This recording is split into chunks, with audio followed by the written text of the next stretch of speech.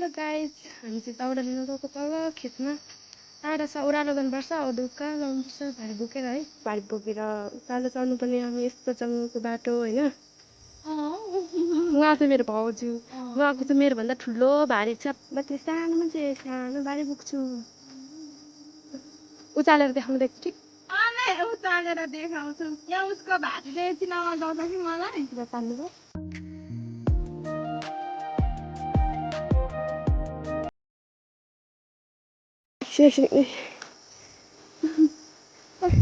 हेर न सुड्डी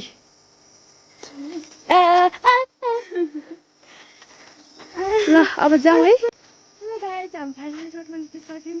बाटो चाहिँ पर चढाएको थियो है म त मर्छु जस्तो लाग्छ धन्न बाटो आइपुग्यो